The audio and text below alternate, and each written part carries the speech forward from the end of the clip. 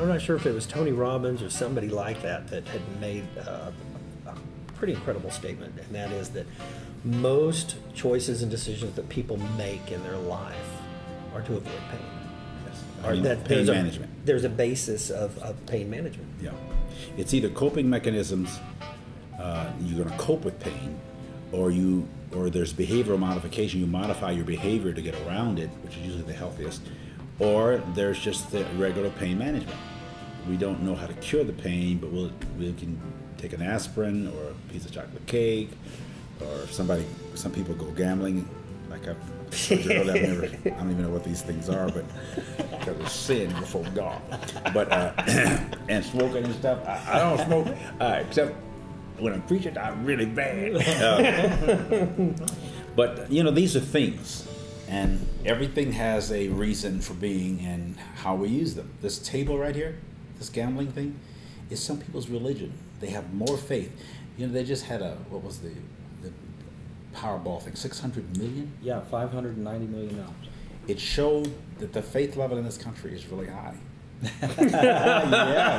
Because everybody, Thinks they're gonna it just win. takes one number. So some said, I got $2, and I got faith that if I'm going to win, if I'm supposed to win, I need to have this.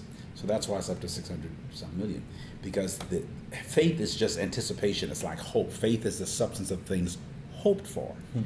And the evidence of things you can't see. But you do imagine, what if I win? And it's interesting, some people, you say, if you won 600 million, I buy me a new truck. That'd be one heck of a truck. You could buy the company for 600 million. Well, we're going to go on a vacation. With 600 million? That shows you how narrow our thinking is. The average person wouldn't know what to do with 600 million. It's true. All I'm 600 starting a million. company. I'm the only person on the planet that should have 600 million. You've already got the I know what to 600 do. million spent. Yes. Mike and I both want you to have 600 million because we're thinking maybe you'll hire us to do something for you. You wouldn't have a debt in the world. My brother used a term, blockers. He said things like cigarettes, alcohol, things like that are blockers. Blocking pain. They're blocking that pain. Sure. But the thing is it has to be there in order to block. You remove it, the pain's still there. Pain's always going to be there. Well, I think most pain is psychosomatic. There are, of course, many physical, literal, material matters or pain. But there's a lot of people who are addicted only psychologically to sleeping aids. They haven't tried to sleep any night in so many years. They really can sleep, but they think they can't. They don't believe that they can. They don't believe that they can. So it could be a placebo, but because you took that little pill, your mindset tells you, okay, you're going to be sedated and you're going to sleep. Right. It's not the pill itself, always. And sometimes you don't even need the pill, but because you become dependent on it and you're afraid because of some experience you had years ago, many people pop those pills every night just because they think they might not be able to sleep. And all people really need to do is read the Bible, and you'll go right to sleep. That's right. Just start reading the Begats. Yeah, start right there. And and some people are addicted to pain. If Yeah. you tell Oh, them a sad story, they will top it Sure. and just keep topping. Oh, well, that happened to you. Well, you know what happened to me. Yeah. And every time you see them, it's something else happened, and this person died, and this. Or it's sometimes just- the choice that women make in men. They keep Oh. choosing a man that's bad for them, and they're addicted to the drama, addicted to the pain. addicted to, yeah. Or absolutely. they're sometimes people create crisis because they are adrenaline addicts. When there's a crisis, it gives you a kick. Without the adrenaline there, they get depressed. So they'll create some drama to get their adrenaline going so they can feel good. That is Oh, very I love roller coasters, but I don't want to live on one. Yeah. I live with one. No, I don't. No. We can edit that out. Okay. And the people that are addicted to pain, what they really need is joy.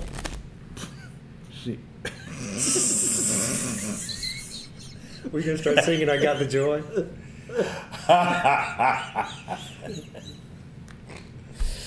Y'all don't have to understand that you can't anymore. All I need is joy. Well, I'm convinced that people want to be happy, but the English word happiness comes from the word happening. Joy is something different. If your happiness is based on what's happening or not happening in your life, then you probably have a problem. If joy is a circumstantial term, or happiness is, and everybody wants to be, I always ask questions to my audiences. Number one, what's working for you? Think about it in your life. What's working for you? This shit. I don't think The jacket that shirt's working on you. jacket ain't got no color. Well, you ask what's working for you and then say what's not working for me. And compare the list. Make a little list of what's working in your life, really working. And then what isn't working. What's working for you, what's not working for you. What's working, do you perceive as working against you? Or working on you? Or what's actually working as you in the planet, in the universe? These are interesting questions that most people don't ask.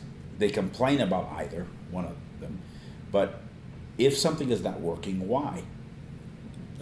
Sometimes we need to do personal autopsies on things that die in our lives. Auto comes from the term, or self-examination.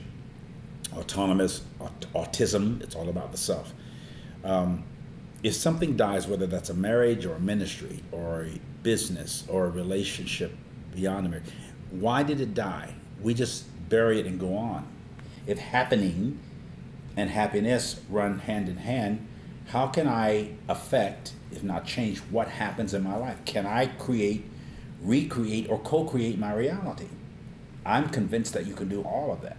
And that inadvertently we do. We are not only created, we're creative, and we are literally creating as we sit here. But does that work hand in hand with acceptance? Well, There's some things you just gotta accept. You have to accept the reality, but that doesn't mean you can't change it. It's right. You know, like Wayne Dyer says, when you change the way you look at things, the things you look at change. We are basically in that tolerant, acceptant model. So that's why things don't change the way they could, because it's like, well, you know, these things happen, and they do, and they are unavoidable. But I've struggled many, many years, I think most human beings do, with this whole victim consciousness, that I'm a victim of destiny, a victim of circumstances, a victim of creation. Oh. So I have nothing to do with this. I didn't ask for my parents. I didn't ask to be alive. I didn't ask to be black or white or red or yellow. I didn't ask to be rich or poor. I just came here a victim of whatever was around me. So I'm helpless. And if I need drugs or alcohol to help me deal with my victimization, I'm trying to reverse that in my ministry, through the ministry, revert that mentality. What if, Chris, we actually did pre-incarnately choose to come to this plane, or planet, or planet, or planet? Yeah. What if, I love that scripture where Jeremiah says, before I formed you, God, he presumes God to have said to him, before I formed you in the womb, I knew you. Very intimate term, knew. Could I have actually chosen my nationality, my ethnicity, my parents? I came to this planet to experience my divinity, to express my divinity, to expose my divinity. Maybe I'm not a victim of circumstances, so I'll stop protesting and contesting, resisting and resenting, and start saying, wait a minute, I signed up for this. Wow. I'm not a victim. That's a whole new level of ownership. Yes. That's and awesome. control. Yeah. Well, it's interesting. Mike and I were... Oh, go ahead. But if we accept ownership and control, now we're responsible for what we do, and I can't blame it on somebody else or something else. Exactly the point. And we don't want to do that. In God we live and move. Kinetic comes from the word move. And possess, own, our being. I never thought of it like that. We literally, but we have abdicated and given possession or power to a marriage or to a business or to a dogma or a doctrine or religion. We've given our power away, and then we complain about being victimized by the power we gave away. Right. If you possess your soul, psyche in Greek, psyche in English, psychology, if you possess or own your own ability to think and create through the power of thought, then only you are responsible. And once we lose the victim consciousness, we gain the victor's consciousness. And you're not arrogant, you're just more confident. You're not so timid about things or intimidated by things. the fear factor diminishes, and the faith factor, faith in self.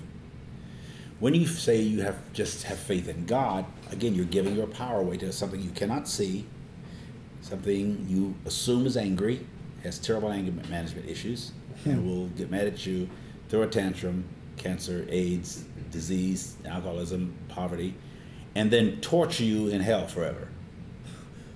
Wow. That, this God that created all this stuff, and then has these terrible anger management issues, and Dr. Phil's not going to counsel him.